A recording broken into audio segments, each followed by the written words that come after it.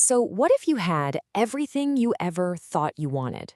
The fame, a career as a national football star, but you still felt totally empty inside. Today, we're going to dive into the incredible story of Sheikh Alaa Jaber, a man who literally gave up the roar of the stadium for a much quieter and much more profound kind of peace. And this quote from the Sheikh himself, wow, it really gets to the heart of his struggle.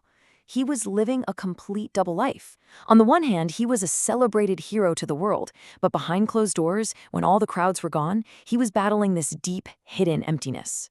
So, to really get this journey, we have to start by looking at the two completely conflicting lives he was living back when he was a young, famous footballer. I mean, the contrast between these two lives was just jarring.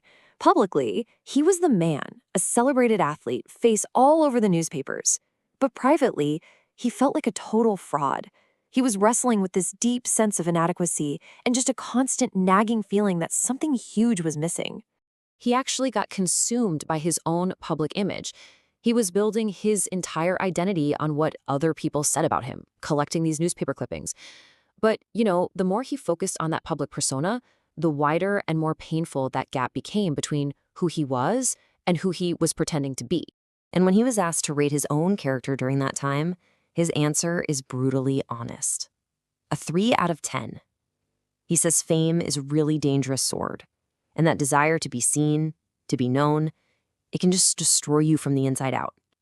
That's how low he saw himself, even with all that public adoration. But this whole carefully constructed act, it was about to come crashing down. One single event would completely shatter his world and force him to finally confront that emptiness he had been trying so hard to ignore. His world just unraveled, and it happened fast. It all started with a simple argument with his coach, but it spiraled into this massive personal crisis. He described it as the absolute most miserable day of his life, a day so overwhelming that he literally just ran from his own home, desperate to escape the pressure building up inside him. But it was right there, at his lowest point, in that moment of pure desperation, that something completely unexpected happened. An encounter that would change the entire course of his life forever. Just picture this for a second. He's running through the streets dressed in shorts, wearing all these bracelets and chains, just trying to outrun his own anger.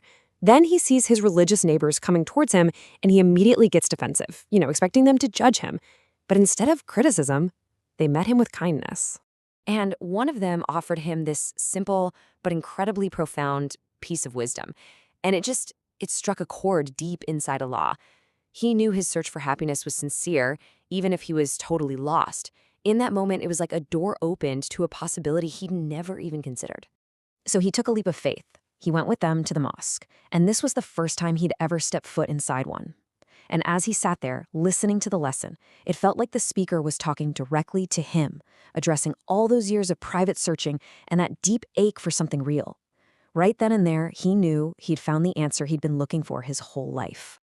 But okay, this wasn't some magical overnight fix.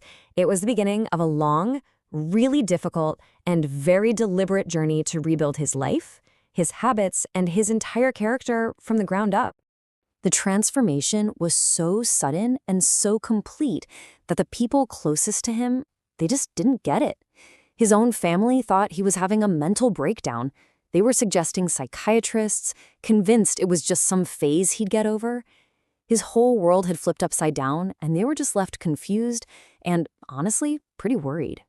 But his determination was just incredible. To make absolutely sure he would wake up for the dawn prayer, he came up with this simple but really effective system. He'd tie a string to his finger, dangle it out the window, and a friend down on the street would pull it to wake him up. It's such a powerful example of the practical, humble steps he was willing to take on this new path. Now, he really wanted his family, who lived a very secular life, to experience the same peace he'd found. But the advice his mentor gave him was surprising.